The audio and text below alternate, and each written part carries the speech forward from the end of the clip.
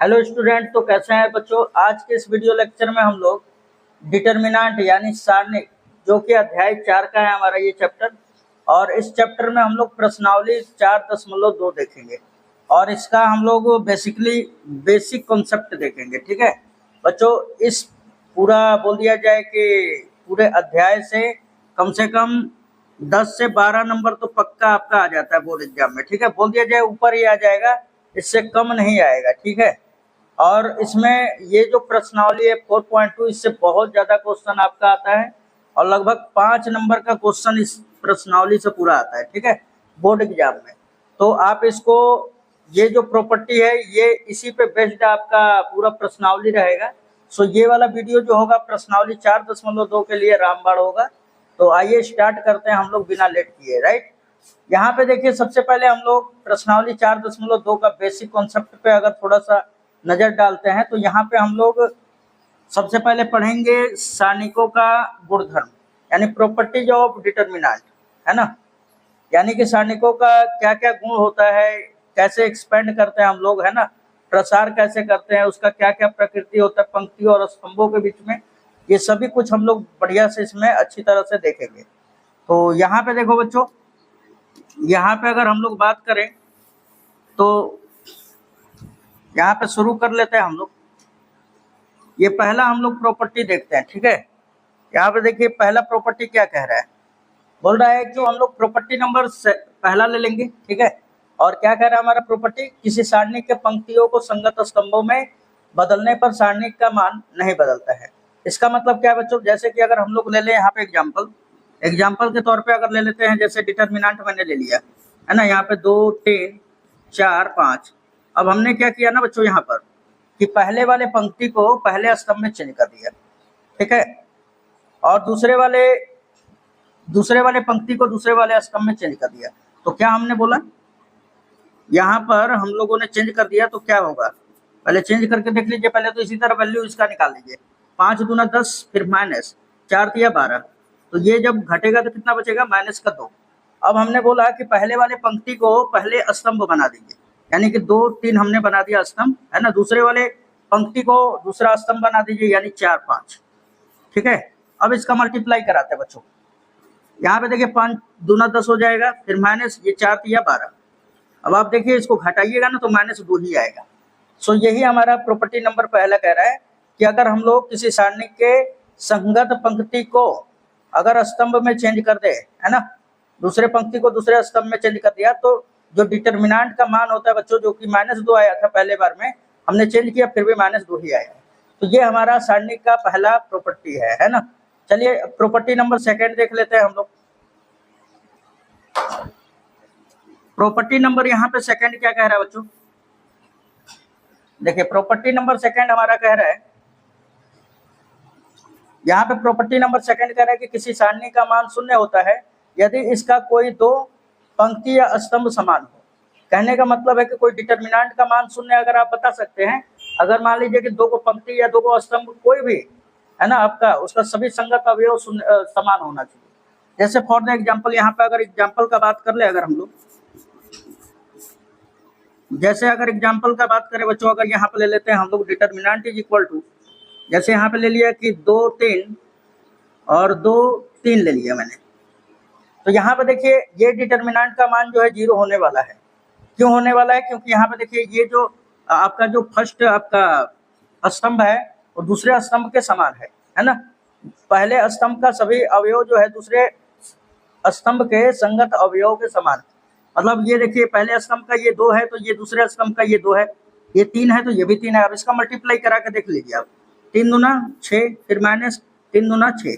देखिए इस डिटर्मिनेंट का जो मान है 0 आने वाला है। आप 3/3 वाला भी लीजिएगा ना, अगर उसमें भी पंक्ति 2 को पंक्ति या 2 को स्तंभ अगर उसका अवयव अगर समान है तो डिटर्मिनेंट का जो मान होगा, वैल्यू होगा, वो 0 के बराबर होता है। ठीक है, तो अब आ जाते हैं प्रॉपर्टी नंबर थर्ड पे बच्चों। प्रॉपर्टी नंबर थर्ड देखिए, अब ये सब बीच में ना आपका, ये सब बीच में पूरा यूज होने वाला है। ठीक है, तो इसको इग्नोर मत कीजिएगा, बहुत बढ़िया से देखिएगा, इसको कंप्लीट भी कर लीजिएगा, अपने कॉपी पे भी लिख लीजिएगा। ठीक है बच्चों, चलिए आ जाते हैं यहाँ पे प्रॉपर्टी नंबर तीसरा पे। प्रॉपर्टी नंबर तीसरा क्या कह रहा है बच्चों, यहाँ पे बोल रहा है किसी सारणी के किसी पंक्ति या स्तंभ में कोई गुणनखंड कॉमन हो तो उसे सारणिक से बाहर ले सकते हैं। और दूसरे शब्दों में कह रहा है कि सारणिक के किसी पंक्ति या स्तंभ के सभी अवयवों को किसी राशि या व्यंजक से गुणा किया जाए तो सारणिक में उसी, यहाँ पे उसी लिखना है, उसी राशि या व्यंजक से गुणा हो जाता है। ठीक है, उसी राशि या व्यंजक से गुणा हो जाता है। पहले ऊपर वाला समझ लेते हैं, उसी का ये दूसरा रूप है। बोल रहा है सारणी के किसी पंक्ति या स्तंभों में कोई गुणनखंड कॉमन हो तो उसे सारणिक से बाहर ले सकते हैं। जैसे यहाँ पे देखिए, जैसे मैंने बोल दिया यहाँ पर, जैसे for the example determinant is equal to आपको दे दिया है, मान लीजिए यहाँ पे दे दिया है 4 6, यहाँ पे दे दिया 3 और यहाँ पे 7। ठीक है, और यहाँ पे देखिए अब आपकी इस डिटर्मिनेंट में, इस पूरे डिटर्मिनेंट में ये पहले पंक्ति में अगर आपका देखा जाए तो यहाँ पे 2 इसमें भी गुणनखंड के रूप में है और इसमें भी है, तो मैं उसको बाहर निकाल सकता हूँ, कॉमन कर सकता हूँ। तो यहाँ पे मैं लिख दूंगा क्या, यहाँ पे मैं लिख सकता हूँ इसको, मैंने लिखा कि R1 से, चाहे इसको पहले लिख लीजिए आप, डिटर्मिनेंट इज इक्वल टू 4 को क्या लिख सकते हैं 2 मल्टीप्लाई बाई 2, है ना, 2 दूना 4 होगा। और 6 को क्या लिख सकते हैं बच्चों, 2 तिया 6, और ये तो आपका उसी तरह 3 7, है ना। अब देखिए आपकी ये R1 कहलाता है, R1 में यहाँ पे भी 2 है और यहाँ पे भी 2 है, तो निकाल सकते हैं हम लोग। तो यहाँ पे क्या लिखेंगे हम लोग लिखेंगे यहाँ पे लिखेंगे कि R1 से 2 कॉमन लेने पर, ये 2 कॉमन लेने पर, ठीक है, चलिए तो 2 कॉमन ले लेते हैं हम लोग। तो डिटर्मिनेंट इज इक्वल टू 2 आप निकाल लेंगे, तो यहाँ पे बचेगा 2 और यहाँ पे बचेगा 3 और यहाँ पे 3 और यहाँ पे 7। ठीक है, तो कहने का मतलब क्या है, अगर किसी सारणी के किसी कोई एक पंक्ति या एक स्तंभ में से अगर कोई भी संख्या अगर आपका कॉमन है तो उसको आप बिना झिझक के निकाल सकते हैं। अब ये आव्यूह की तरह नहीं है कि सभी पंक्ति और सभी स्तंभ में अगर वो संख्या है तभी निकाल पाएंगे वरना नहीं निकाल पाएंगे। डिटर्मिनेंट में पर्टिकुलर किसी पंक्ति या स्तंभ में अगर आपको कोई संख्या का गुणनखंड के रूप में मल्टीपल पे लौक रहा है तो उसको आप बाहर ले सकते हैं। ठीक है, तो ये हमारा प्रॉपर्टी नंबर 3 था। ठीक है, और इसी का आपका ये जो दूसरे शब्द में लिखा गया है ये भी वैसा ही है कि कोई संख्या से आप गुणा कर सकते हैं, है ना, या किसी व्यंजक से किसी पंक्ति में आप गुणा कर सकते हैं और डिटर्मिनेंट का जो मान होता है उतना ही गुना हो जाता है जिससे आप गुना करते हैं। चलिए अब आ जाते हैं प्रॉपर्टी नंबर 4 पर बच्चों। प्रॉपर्टी नंबर 4, इसका स्क्रीनशॉट ले लीजिएगा, है ना, और इसे उतार भी लीजिएगा नोटबुक पे, काहे कि ये प्रॉपर्टी बहुत काफी मेहनत डिपली से बना हुआ है ना, और ये बच्चों में अपने शेयर भी कीजिए ताकि उनको भी समझ में आए ये वाला चीज। चलिए अब आगे देख लेते हैं हम लोग, आगे हम लोग प्रॉपर्टी नंबर नोट देख लेते हैं। यहाँ पे देखिए ये बहुत ही मोस्ट इंपोर्टेंट नोट है ये, जो कि बोर्ड एग्जाम में कई बार दे चुका है। ठीक है, यहाँ पे देखिए कि बोल रहा है कि यदि A जो है n कोटि का एक वर्ग आव्यूह है तथा K कोई अचर है, वहां पे K लिखा हुआ है बच्चों, K कोई अचर है यानी कांस्टेंट है 2 4 5 की तरह। तो यहाँ पे थोड़ा ध्यान दीजिएगा कि डिटर्मिनेंट ऑफ K, मतलब Ka का आप डिटर्मिनेंट निकालिए तो ये किसके बराबर होगा, K को आप बाहर निकाल सकते हैं, डिटर्मिनेंट ऑफ A के बराबर होगा, है ना। तो ये आपको ध्यान में रखना है, ये बोर्ड एग्जाम में आपका बोल दिया जाए कि आया हुआ है। ठीक है, ऑब्जेक्टिव टाइप में पूछा है कि डिटर्मिनेंट ऑफ Ka बराबर क्या होता है, तो K बाहर हो जाता है, डिटर्मिनेंट ऑफ A हो जाता है। ये नोट है आपका, मुख्य पॉइंट है। चलिए अब आगे देख लेते हैं, प्रॉपर्टी नंबर 4 देखते हैं बच्चों। यहाँ पे प्रॉपर्टी नंबर 4 देखेंगे, देखिए बोल रहा है प्रॉपर्टी नंबर 4 बोल रहा है बच्चों कि यदि सारणी के किसी पंक्ति या स्तंभों का प्रत्येक अवयव 2 या 2 से अधिक राशियों या व्यंजकों का योग हो तो वह सारणी को उसी क्रम में 2 या 2 से अधिक सारणिकों के योग के बराबर होता है। यहाँ पे क्या इसका मतलब, कहने का मतलब है, पढ़ने से तो समझ में नहीं आ रहा होगा, इसको एग्जाम्पल से हम लोग समझ लेते हैं। ठीक है, अगर मान लीजिए कोई आपको डिटर्मिनेंट दे दिया है बच्चों, जैसे यहाँ पे दे दिया है डिटर्मिनेंट, मान लीजिए यहाँ पे दे दिया है A, यहाँ पे दे दिया मान लीजिए A plus alpha, B plus beta और यहाँ पे C, यहाँ पे A1 कर लेते हैं, यहाँ पे B1 कर लेते हैं, यहाँ पे C1। ठीक है, और यहाँ पे प्लस गामा और यहाँ पे कर लेते हैं आपका B2 C2, यहाँ पे A2 कर लेते हैं। ठीक है,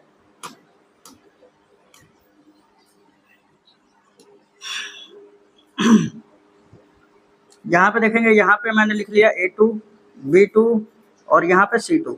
यहाँ पे आप लिख सकते हैं क्या, यहाँ पे लिख सकते हैं आप A3 B3 और यहाँ पे C3। ये हमने डिटर्मिनेंट ले लिया। तो वही यहाँ पे कह रहा है ना कि यदि सारणी के किसी पंक्ति या स्तंभ का प्रत्येक अवयव दो या दो से अधिक राशियों या व्यंजकों का योग हो। यहाँ पे देखिए, ये जो आपका ये जो पहला स्तंभ है, यहाँ पे दो राशियों का आपका योग दिखा रहा है ना। तो बोल रहा है कि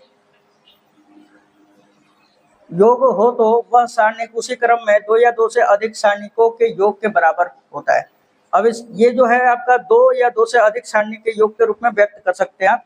फॉर द एग्जाम्पल, जैसे आप इसको निकालेंगे किस तरह, इसको जब हल करेंगे ना आप, तो किस तरह लिखेंगे, इस तरह लिखेंगे कि जैसे कि अगर ये कोई दो को डिटर्मिनेंट ले लिया जाए, है ना, इसको दो डिटर्मिनेंटों में तोड़ देंगे, बीच में प्लस लग रहा है ना, तो प्लस लगा देंगे, उसके बाद ये लिख लेंगे।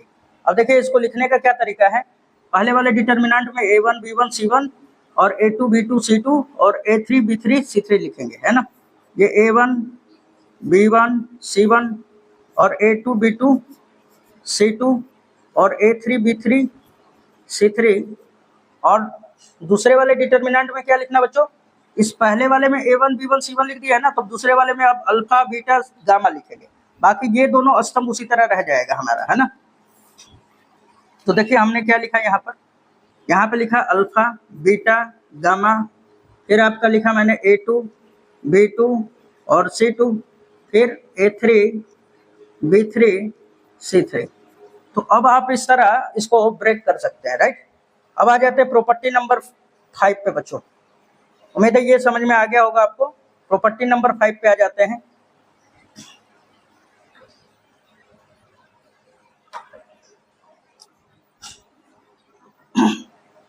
प्रॉपर्टी नंबर 5 कह रहा है बच्चों कि किसी सारणी के किसी पंक्ति या स्तंभों के में किसी संख्या या व्यंजक से गुणा कर उसे दूसरे पंक्ति या स्तंभ में जोड़ने या घटाने से सारणी का मान नहीं बदलता है। जैसे कहने का मतलब है ना कि हमने क्या किया, यहाँ पर थोड़ा ध्यान दीजिएगा क्या बोल रहा है।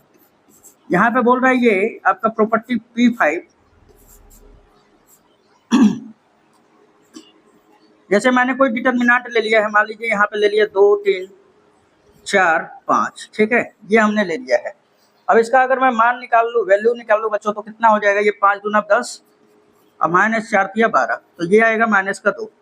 अब क्या कर रहे हैं हम लोग ना कि यहाँ पे बोल रहा है कि किसी पंक्ति या स्तंभों में किसी संख्या या व्यंजक से गुणा कर दे और उसे दूसरे पंक्ति या स्तंभ में जोड़ने या घटाने से जो सारणी का मान होता है नहीं बदलता है। इसका मतलब क्या है, ये डिटर्मिनेंट का मान आ गया। हम लोग क्या कर रहे हैं ना कि R1 पे काम कर रहे हैं, है ना, पहले वाले पंक्ति पे हम लोग काम कर रहे हैं, ठीक है, पहले वाले पंक्ति पे काम कर रहे हैं। क्या कर रहे हैं बच्चों, तो यहाँ पे हमने लिखा कि R1 पे हम लोग काम करें और R1 पे क्या करें हम लोग, इसमें 2 का गुणा करके R2 पर और इसको जोड़ देते हैं, है ना। 2 का गुणा कर रहे हैं R2 पर और R1 में जोड़ दे रहे हैं। तो फिर क्या हो जाएगा, हमारा डिटर्मिनेंट क्या हो जाएगा बच्चों, तो जो डिटर्मिनेंट होगा, अब यहाँ पे देखिए R1 पे काम कर रहे थे और R2 पे 2 का गुणा करके इस पे जोड़ रहे थे, तो 4 दूना 8 और 8 को 2 में जोड़ दिया जाएगा तो 8 2 10 हो जाएगा। 5 दूना 10 और 10 को 3 में जोड़ देंगे तो 13 हो जाएगा हमारा। उसके बाद फिर ये वाला तो उसी तरह रहेगा क्योंकि R1 पे काम कर रहे हैं, तो 4 और ये 5 हो गया। अब इसका मान निकालिए, 5 चौके 20 माइनस ये 13 चौके 52 हो जाएगा। सॉरी, ये 10 बचे 50 हो जाएगा, गुणा कराएंगे तो, है ना। यहाँ पर 10 बचे 50 हो जाएगा, 10 बचे 50, फिर माइनस ये 13 चौके 52। और अब आप देखिए इसको अगर घटा देते हैं बच्चों तो कितना आएगा घटाने के बाद, बताइए घटाने के बाद कितना आ जाएगा, तो माइनस का 2 ही आएगा। तो वही कह रहा है यहाँ पे ना कि अगर बोल रहा है यहाँ पर आपको कि किसी सारणी के किसी पंक्ति या स्तंभ में किसी संख्या या व्यंजक से गुणा कर उसे दूसरे पंक्ति या स्तंभ में जोड़ने या घटाने से सारणी का मान नहीं बदलता। देख रहे हैं आप, हमने इस तरह ब्रेक किया था तो -2 आया और R1 पर हमने 2 गुना करके R2 को जोड़ दिया R1 पर, है ना, पहले पंक्ति पर, तो भी डिटर्मिनेंट का मान वही आया, मान में कोई परिवर्तन नहीं आया। ठीक है बच्चों, ये प्रॉपर्टी नंबर P5 है। आ जाते हैं प्रॉपर्टी नंबर P6 पे।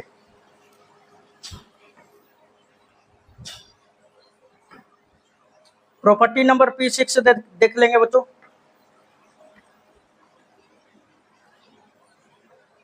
यहाँ पे समझिए प्रॉपर्टी नंबर P6 कह रहा है यहाँ पे क्या कि यहाँ पे कह रहा है कि यदि एक सारणिक के किसी पंक्ति या स्तंभों के प्रत्येक अवयव में दूसरे पंक्ति या स्तंभ के संगत अवयव के समान गुणजों को जोड़ दिया जाता है तो सारणिक का मान नहीं बदलता है, वही रहता है ना। कहने का मतलब है कि यदि एक सारणिक के किसी पंक्ति या स्तंभ के प्रत्येक अवयव में दूसरे पंक्ति या स्तंभ के संगत अवयव के समान गुणजों को जोड़ या घटा दिया जाता है या जोड़ दिया जाता है आपका, तो सारणिक का मान नहीं बदलता है बल्कि वही रहता है। अर्थात यहाँ पे देख सकते हैं आप लोग, यहाँ पे कह रहा है ये एरो का सिंबल है ना, यहाँ पे भी आप लोग एरो का सिंबल दे देंगे, यहाँ पे भी एरो का सिंबल दे दिया जाएगा, ठीक है। यहाँ पे देखिए बोल रहा है कि अर्थात यदि हम RI पर है ना कोई काम करें और RI पे अगर मान लीजिए कि RI पे काम कर रहे हैं और K का कोई अचर है जिसको RJ पे जोड़ दे रहे हैं और जोड़ के गुणा करा के फिर इसमें जोड़ दे रहे हैं RI पर, तो जो मान होगा वो नहीं बदलेगा। वही काम आप स्तंभ कॉलम पे भी कर सकते हैं यानी स्तंभ पे भी कर सकते हैं। तो सारणी का जो मान होता है बच्चों वही रहता है। कहने का मतलब क्या है, यहाँ पे कहने का मतलब है, इसको एग्जाम्पल के माध्यम से हम लोग देख के समझ लेते हैं, सड़क देना है ना। यहाँ पे देखिए जैसे हमने फॉर द एग्जाम्पल यहाँ पे ले लिया, जैसे अगर मैं बोलूँ कि यहाँ पे अगर मैंने डिटर्मिनेंट ले लिया 2 3 6 3, ठीक है, ये ले लिया हमने। मान लीजिए यहाँ पे मैंने 2 ले लिया, आपका 3 ही रहने देते, कोई दिक्कत नहीं है, ठीक है। अब मान लीजिए कि हमने क्या किया कि इसका मान निकाल लिया, तो 3 दूना 6, फिर माइनस 6 तिया 18, ये घटाएंगे तो बच्चों कितना आ जाएगा, माइनस का 12, ठीक है, माइनस का 12 आ गया। अब हम लोग क्या करते हैं, इसी डिटर्मिनेंट में काम करते हैं। R1 पे काम कर रहे हैं मान लीजिए, है ना, आप C1 पे भी कर सकते हैं, C2 पे भी कर सकते हैं, मतलब पहले कॉलम दूसरे कॉलम, पहले पंक्ति दूसरे पंक्ति, किसी में भी कर सकते हैं आप। R1 पे मैंने काम किया और R1 पे क्या कर दिया कि R1 में R2 को जोड़ दिया, है ना, पहले और दूसरे पंक्ति को पहले ही पंक्ति पे जोड़ दिया, तो फिर क्या हो जाएगा हमारा, तो फिर क्या हो जाएगा, यहाँ पे देखिए ये डिटर्मिनेंट क्या हो जाएगा। कहने का मतलब पहला वाला पंक्ति ये है 2 3 और दूसरा वाला पंक्ति 6 3 है, तो 6 को 2 में जोड़ दिया जाए तो 8 हो जाएगा, 3 3 6 हो जाएगा और ये 6 3 तो उसी तरह रह जाएगा, है ना। अब इसको मल्टीप्लाई कराइए, 8 तिया 24, फिर माइनस 6 जाके 36, और ये जब घटाते हैं तो ये -12 ही आता है। देखिए उस वक्त भी ये -12 आया था और यहाँ पे भी -12, यानी कहने का मतलब है कि अगर कोई डिटर्मिनेंट है तो उसमें कोई पंक्ति या कोई स्तंभ में कोई पंक्ति या स्तंभ को अगर अन्य पंक्ति या स्तंभ को जोड़ दिया जाए तो डिटर्मिनेंट का जो मान होता है बच्चों नहीं बदलता है, वही रहता है, ठीक है। ये ध्यान में रखना है आपको, ये सारा यूज होगा 4.2 करते समय, ये सारा का सारा आपका यूज होने वाला है। चलिए अब इसमें इंपॉर्टेंट पॉइंट है उसको पढ़ लेते हैं हम लोग, है ना। इंपॉर्टेंट पॉइंट है बच्चों वो वाला पढ़ लेते हैं हम लोग। तो यहाँ पे देखिए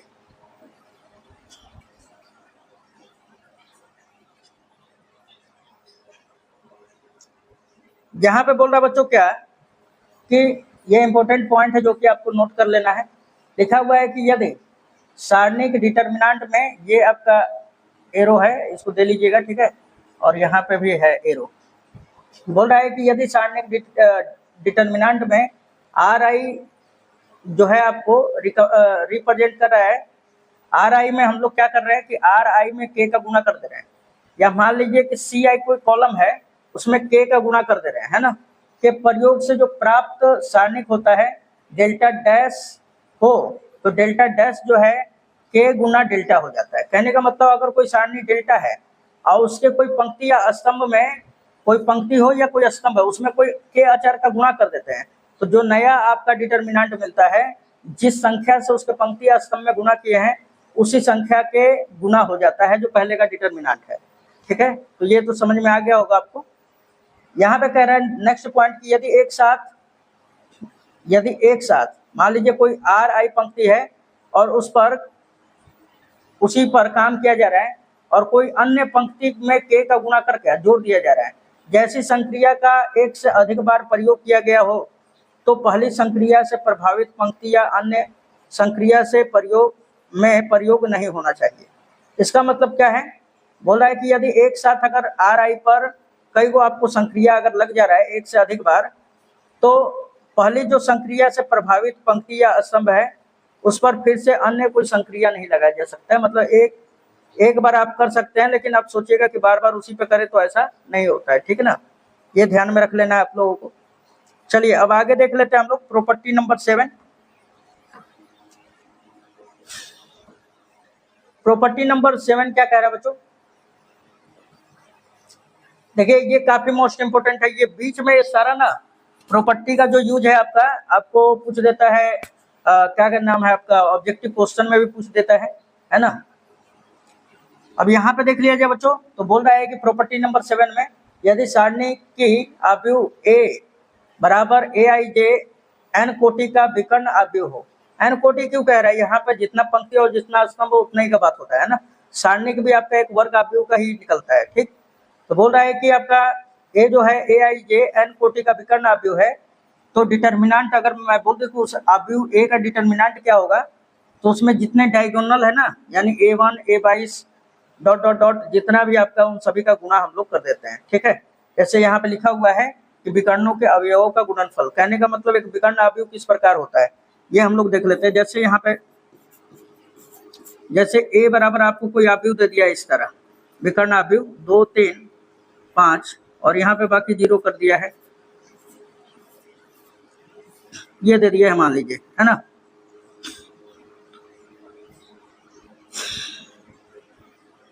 यहाँ पे जैसे दे दिया मान लीजिए यहाँ पर 5, यहाँ पे 5 दे दिया है। तो यहाँ पे देखिए इसमें विकर्ण के अलावे सभी के सभी जो अवयव है ये सारा का सारा शून्य है, तो ये हमारा एक विकर्ण आव्यूह कहलाएगा। अब अगर इसका डिटर्मिनेंट हम लोग निकालना चाहे बच्चों की, डिटर्मिनेंट ऑफ ए क्या होगा, तो बहुत सिंपल है। अब आपको क्या करना है कि 2 × 3 × 5 कर देना है, ठीक है। 2 × 3 × 5, तो ये हो जाएगा 5 या 15, 15 दूना 30, यही विकर्ण आव्यूह का ये डिटर्मिनेंट होगा। ओके, तो ये भी आपको समझ में आ गया होगा। प्रॉपर्टी नंबर P7 जो कि आपका वन ऑफ द बेस्ट है, ऑब्जेक्टिव टाइप में आ जाता है बच्चों। ये उदाहरण जरूर लिखिएगा क्योंकि इससे रिलेटेड आ जाता है क्वेश्चन, ठीक है। चलिए प्रॉपर्टी नंबर 8 पे आ जाते हैं हम लोग। यहाँ पे देखिए प्रॉपर्टी नंबर 8 क्या कह रहा है बच्चों, यहाँ पे बोल रहा है यदि आव्यूह ए आई जे एन बाई एन, कहने का मतलब है कि ये जो आव्यूह है एक वर्ग आव्यूह है तथा के कोई आपका अचर हो, तो ये डिटर्मिनेंट ऑफ के ए, मतलब के ए का डिटर्मिनेंट बराबर क्या होता है, तो ये जो के है ये बाहर निकल जाता है, ये डिटर्मिनेंट ऑफ ए के बराबर है, जो कि हमने नोट में भी आपको लिखवाया, ठीक ना। वही ये प्रॉपर्टी नंबर 8 भी है, तो ये थोड़ा सा ध्यान में रखिएगा, ठीक। चलिए अब आगे देख लेते हैं प्रॉपर्टी नंबर 9।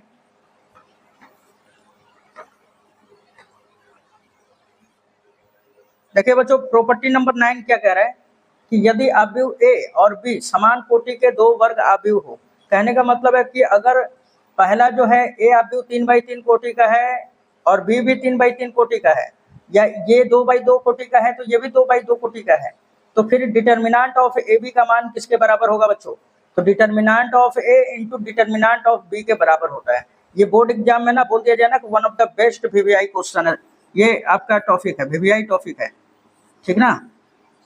ये आपका VVI बेसिक है बच्चों, ये एकदम कंप्लीट कर लीजिएगा क्योंकि आएगा ही आएगा लगभग, ठीक है।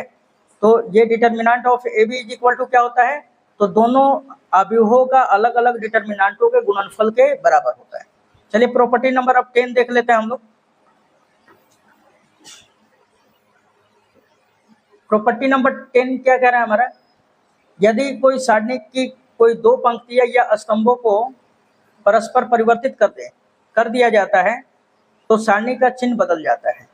यहाँ पे थोड़ा ध्यान में रखिएगा, ऊपर बोला गया है कुछ और यहाँ पे बोला गया है कुछ और। यहाँ पे बोल रहा है कि प्रॉपर्टी नंबर 10 में यदि कोई सारणी की कोई 2 पंक्ति या कोई 2 स्तंभ अगर आपस में बदल दिया जाता है तो सारणी का चिन्ह बदल जाता है। इसका मतलब क्या है, इसका मतलब ये है बच्चों यहाँ पर कि जैसे अगर मैं बोल दूं यहाँ पर जैसे फॉर द एग्जाम्पल अगर मैंने ले लिया यहाँ पर डिटर्मिनेंट का मान ले लिया मैंने, मान लीजिए 2 3 5 3, ठीक है, इस तरह ले लिया हमने। अब इसका अगर मान निकाला जाए तो ये कितना होगा, 3 दूना 6, फिर माइनस 5 या 15, और इसको जब घटाइएगा तो माइनस का 9 आ जाएगा। अब हमने बोल दिया कि इसके कोई दो को पंक्ति को परस्पर बदल देता है ना। मान लीजिए ये दोनों आपस में बदल दिया है ना, पहला पंक्ति और दूसरा पंक्ति को बदल दिया। तो हमने क्या किया, R1, अच्छा बदलने को इस तरह लिखेंगे, R1 इंटरचेंज टू R2, इस तरह हम लोग दिखाएंगे, ठीक है। तो फिर क्या हो जाएगा बच्चों यहाँ पर, तो हम लोग अगर चेंज कर दिए हैं तो डिटर्मिनेंट का जो मान होगा वो किसके बराबर हो जाएगा, ये 5 3 को ऊपर कर देंगे, 5 3 और 2 3 को नीचे, ठीक है। यहाँ पे 3 5 15, फिर माइनस 2 3 6, घटेगा तो कितना बचेगा बच्चों, तो यहाँ पे बचेगा 9। अब आप देखिए चिन्ह यहाँ पे बदल गया, मान नहीं बदलेगा बच्चों, यहाँ पे डिटर्मिनेंट का जो मान है वही रहने वाला है, बस यहाँ पे क्या बदल जाएगा, तो चिन्ह बदल जाएगा, ठीक है। वहाँ पे -9 आया है, यहाँ पे क्या आया है, +9 आया है। तो उम्मीद है ये भी समझ में आया होगा प्रॉपर्टी नंबर 10। अब आ जाते हैं प्रॉपर्टी नंबर 11 पे, है ना। तो प्रॉपर्टी नंबर 11 क्या कह रहा है, यहाँ पे देखिए बोल रहा है कि यदि कोई सारणी की कोई दो पंक्तियां या दो स्तंभ समान हो तो सारणी का मान 0 होता है। इसका मतलब क्या है बच्चों, जैसे अगर मैंने बताया था आपको, जैसे एग्जाम्पल के तौर पर, जैसे अगर डिटर्मिनेंट अगर आपको दे दिया है, कोई दो पंक्ति या दो स्तंभ के अवयव जो है समान है, जैसे यहाँ पे 2 5 और यहाँ पे भी 2 5 है, तो आप इसको एक्सपेंड कीजिए चाहे मत कीजिए, आप डायरेक्टली भी लिख सकते हैं कि भैया यहाँ पे C1 का सभी जो अवयव है C2 के संगत अवयव के समान है, इसलिए डिटर्मिनेंट का मान 0 हो जाएगा। ये 3/3 कोटि में बहुत ही अच्छा रहता है। मान लीजिए तो 2/2 कोटि है, जो जल्दी जल्दी आपको बताने के लिए मैंने यहाँ पे एग्जाम्पल ले लिया है, सभी मैंने 2/2 का ही लिया है एग्जाम्पल, जानबूझकर कि ज़्यादा समय ना लगे, क्योंकि 11 प्रॉपर्टी है तो इसी को पढ़ने में बहुत ज़्यादा समय लग जाएगा, है ना। तो इसलिए मैंने यहाँ पे उदाहरण लिया है। आप 3/3 कोटि पे जितना भी मैंने बताया अगर आप अप्लाई करेंगे तो पूरा का पूरा वही वाला लागू होने वाला है, ठीक है। तो यहाँ पे देखिए इसका मान कैसे 0 होगा, तो आप इसका मान निकाल के भी देख लीजिए, 5 दूना 10, फिर -5 दूना 10, ये देखा जाए तो ये माइनस के प्लस का कट के 0 आ गया। तो इस प्रकार आप डिटर्मिनेंट का मान 0 कर सकते हैं बच्चों। तो मेरा बच्चों ये पूरा वीडियो लेक्चर अब यहाँ से खत्म होता है, ठीक है। अब आप 4.2 अगर पढ़ते हैं तो 4.2 आपका गुलाम है बच्चों, ठीक है। आप एकदम समझ जाइएगा, किसी भी तरीके से बताया जाएगा, बशर्ते अच्छी तरह से अगर कोई भी टीचर बताए तो आप समझ जाएंगे, ठीक है। 4.2। अब देखिए अगर ये वीडियो अगर आपको अच्छा लग रहा है, कोई लग रहा है कि नहीं दोस्त कमजोर है हमारे, है ना, तो उन लोगों को ये वीडियो शेयर कर सकते हैं, जिससे वो लोगों का भी भलाई हो सके। और नेक्स्ट वीडियो और जितना भी ये सब वीडियो हम बना रहे हैं वो सारा यूट्यूब चैनल यानी कि स्ट्रगल स्टडी एकेडमी पर हम लोग डाल रहे हैं, ठीक है। अगर आप फेसबुक पेज पर देख रहे हैं तो पेज को लाइक करें, ठीक है, और इंस्टाग्राम पे देख रहे हैं तो आप फॉलो कर सकते हैं, और यूट्यूब पे सब्सक्राइब कर लीजिए। चलिए मिलते हैं, धन्यवाद नेक्स्ट वीडियो।